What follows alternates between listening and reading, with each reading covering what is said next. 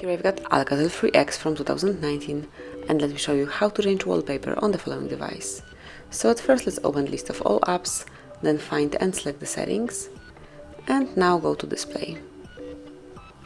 Here you will notice wallpapers right here, and now just click on wallpapers album or any other album that you would like to choose your wallpaper from, and here you've got everything. Just pick the one that suits you most, so you can take a look how it will look like.